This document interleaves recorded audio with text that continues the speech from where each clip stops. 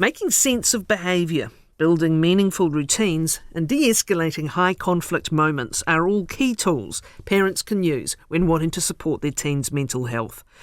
It's according to psychologist Dr. Andrea Temkin-Yu, who has written a guide for parents wanting to work on their relationship with their teen.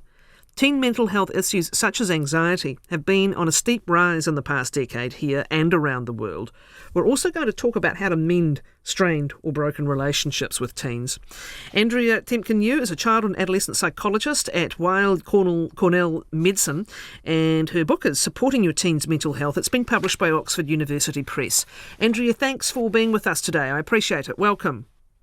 Thank you so much. I'm really excited to be here and talk about this. So what are some of the core principles you stand by when approaching teen mental health? I think big picture, we want to start by focusing on our relationship with our kids. Often as parents, we're so eager to see them thrive and get through their problems that we sort of jump the gun and we focus on problem solving versus taking a step back and just prioritizing being there and being supportive for our kids. And then beyond that, how can we as parents set up really consistent, clear expectations? We can get wishy-washy as parents. We change our minds, we change the rules. And the more consistent we can be with our kids, the easier it will be for their brains to start to understand what we expect and then move forward in more effective ways. How important is that consistency for teens? They often push back about boundaries. They're designed to push back on boundaries, but actually they need them and they actually want them at some level, Andrea. Yeah, absolutely. And I've had kids in my office who will say, when my parent doesn't do anything, it just seems like they don't care. So they will put back on consistency in the moment, but it really sends a message that, hey, we're here, we understand, we're paying attention, and we're going to set up some structure for you, to try to guide you in the right path. So, again, when we're inconsistent, it's really unclear for kids how they're supposed to behave. It sets up the room for tons of conflict because we say X and then we do Y. Whereas when we, consistently respond, kids start to get the message. They might not be happy at first, but they'll come around much more quickly than when we flip-flop. And they're certainly hyper-aware as to whether that consistency is being applied to any siblings, that's for sure. You mentioned being there. Can we speak about what that means? People are so darn busy. It's not just about time being there, although that matters. Is it also about being mentally and emotionally present, not necessarily having great big deep conversations, but projecting a sense of I am here, I'm not on my phone, I'm not doing something else, Andrea? Yes, that's exactly right. And we actually have lots of research that it's not about the number of hours you spend with your child as much as it is about the quality. So there are a couple of things we can do. One is just, taking 5 minutes of the day to have focused attention on your child. And that's easier said than done. But like you're saying, put the phone away. We're not multitasking and answering emails or trying to prep tomorrow's breakfast. We're just focused on our kid. And then when we're talking with them, how can we focus on really hearing what they're saying, reflecting what your understanding of them, and doing it in a non-judgmental way, right? Really just conveying the message that I hear you, I get you, I am in your corner, I'm interested because you're interested, without an agenda of what we want them to do or think or feel. All right. You've basically designed this as a workbook, as I understand it, and that's interesting, whether someone uses this or just has their own form of it. It's an interesting way of approaching things, isn't it? It suggests an element of proactivity in your own strategizing. Yes. Yeah, that's exactly right. So I meet with so many families in my clinical practice, and it's easy enough to understand the concepts. I'm not a rocket scientist. These are just some basic strategies, but the practice really makes all the difference. So if I work on a parent on how to validate their child and we don't practice, they'll come back next week and tell me it was a disaster. It did not go well. So with this workbook, I've really tried to put in as many exercises as possible so parents can sort of get some reps in with these skills and then actually check their answers. What does the book say this should look like?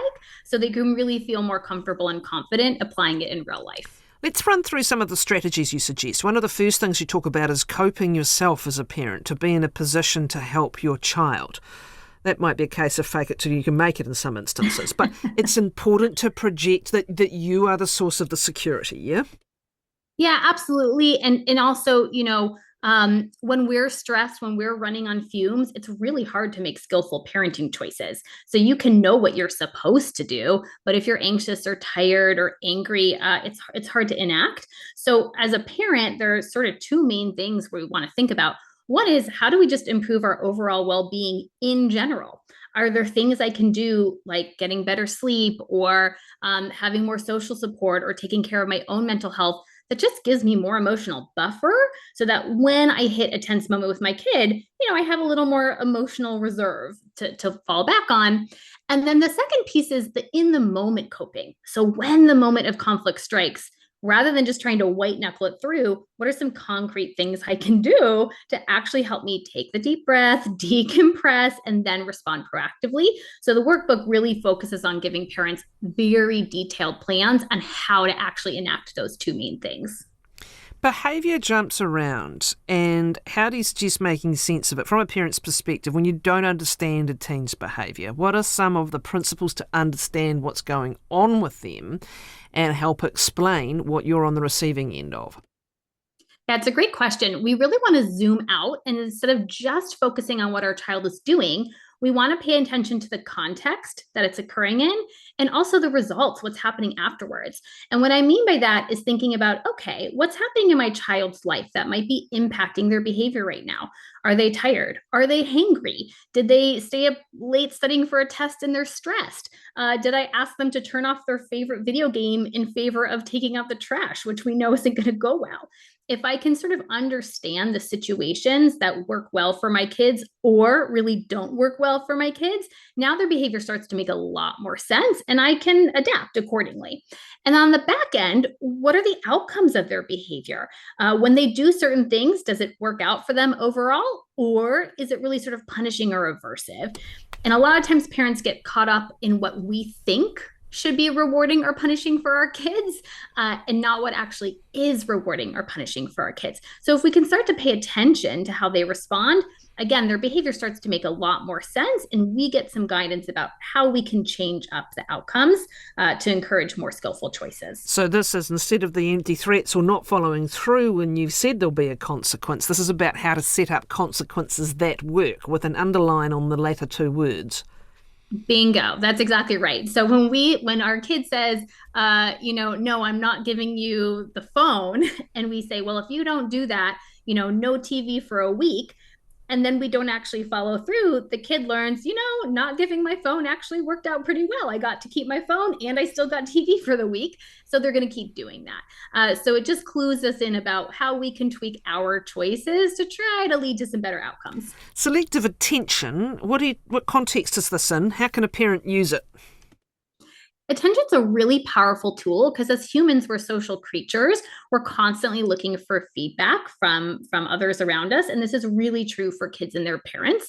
So the idea of selective attention is we want to reward appropriate behavior with our attention and then decrease how much attention we give to unskillful behavior. So just like when you have a toddler who throws a temper tantrum, we all kind of know we're not always supposed to give in to that, right? We should redirect our focus. Same thing is true for a teenager. So when they actually remember to let you know when they're going to be late, or they manage to not hit their sibling at the dinner table, or they get their homework done in time, that's what we want to focus our attention on. Praise, kudos, high fives. And then when they're whining or negotiating or saying that they're the worst mom ever, we want to decrease our focus on that so we don't accidentally reward it with our attention. When things are tense, high conflict, you suggest de-escalation.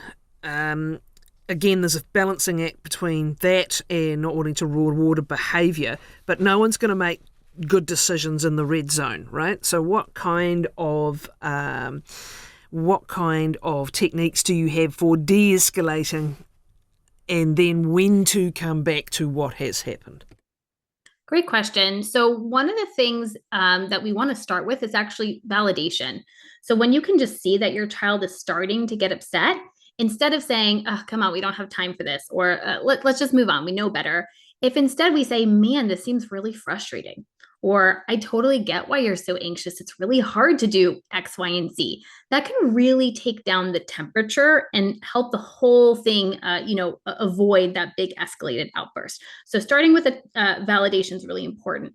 And then if that doesn't work and your kid still loses their cool and they're yelling or they're screaming, they're slamming the door, we actually want to just remove ourselves from the situation.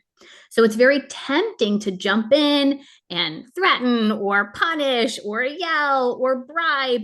But when we do that, our kid's too distraught to really pay attention in a meaningful way. So our best bet is just to back off, give them time to cool down.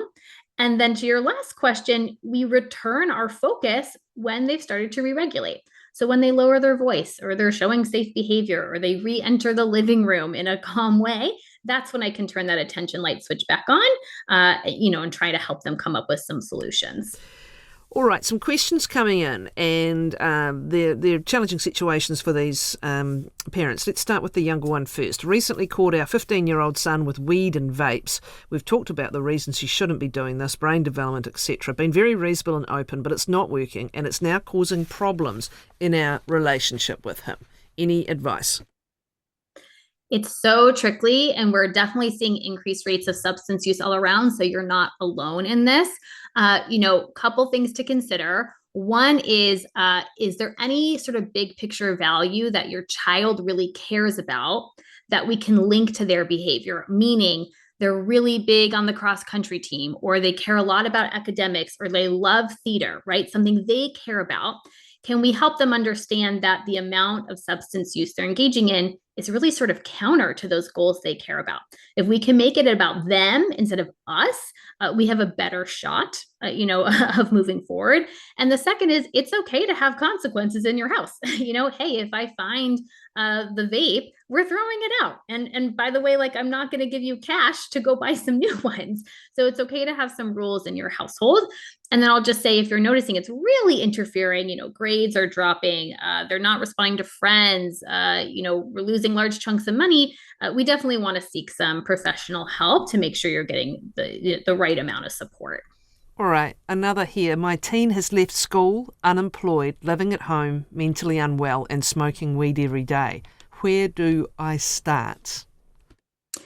So, a couple of places, we can start by talking to a primary care provider. If they're under 18, a pediatrician. If they're an adult, go to their primary care provider. See if they have any recommendations for mental health resources. If there are any community organizations in your area, also a great place to start. And if you're really stuck, at least in the States, we have a lot of crisis hotlines. You don't have to call them only in crisis. They often have a whole list of referrals that they can point you to in your area to make sure they're sort of getting the individual, professional support that you need. And also, there's parenting experts out there, like myself, who can help you think through the pros and cons of your different options and make sure you feel comfortable in supporting your child. One more here. This is an interesting one where someone is living at home in their later teens. Financial independence, when to do it. Our 18-year-old was refusing to get a job, license, even finish school. So we told her she had to pay rent at 18. She moved out and is struggling, now doing an educational course with loans and debt adding up. This is where do you draw the line and get tough about the financial side of things? Yeah, what I always think about is my support helping my child learn something new, or is it making it easier for them to stay stuck? So in this instance, if I say, sorry, sweetheart, you can stay, but you got to pay rent. And if not, you got to move out on your own. They might really struggle for a while, but that struggle can be really valuable. They might learn, oh, this path is not working for me, or I do need that other job, or I can't be going out and spending money on XYZ. And that gives them motivation to make more skillful choices. That said, you might find for your child that if you agree to pay for their class, that gives them a little more wiggle room, a little more bandwidth. Instead of skipping class so they can, get the paycheck from work, they can say, okay, I can skip work, but that lets me go to class. And now I'm building an education, and that's helping me move forward. So there's no specific line in the sand. It's more about, is your support giving them an opportunity to grow, or is it giving them an excuse to really stay stuck? And if so, we want to start to pull back on all of that extra scaffolding we have in place. What do you see about the changes in the mental health landscape, even over the last 5 years, let alone 10 years, say? A couple of big players. One is the pandemic, which has impacted certain generations of young people particularly hard because they're young and they took up a bigger chunk of their lives. And second, the ongoing debate about the pros and cons of social media impact, but particularly the negative impact on young people.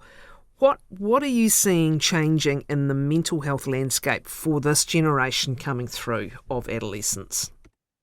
Yeah, so I'll start with the negatives and then I'll end on a slightly hopeful note. There's a lot of stuff that young people are coping with right now. Like you said, pandemic, we have lots of research on social media. In particular, there was a study showing that the more you're on social media, the higher rates of anxiety and trauma-related symptoms we're seeing for teens, especially for girls. There's a huge comparison aspect, but it's beyond that. I think kids right now are so in tune with global events. They're in tune with politics, which on the one hand is really amazing, and on the other hand is really stressful for teenagers who have very limited control over these things.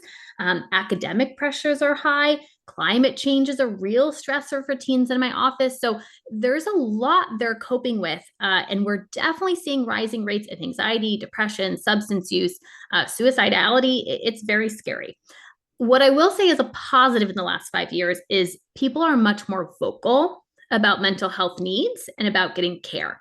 So even relative to when I was in training, 10-ish years ago, it's so much more the norm to acknowledge that we're struggling and that we need professional help. There's so much less shame around it. And that's a really beautiful thing and gives me so much hope that people will get support they need instead of sort of suffering in silence.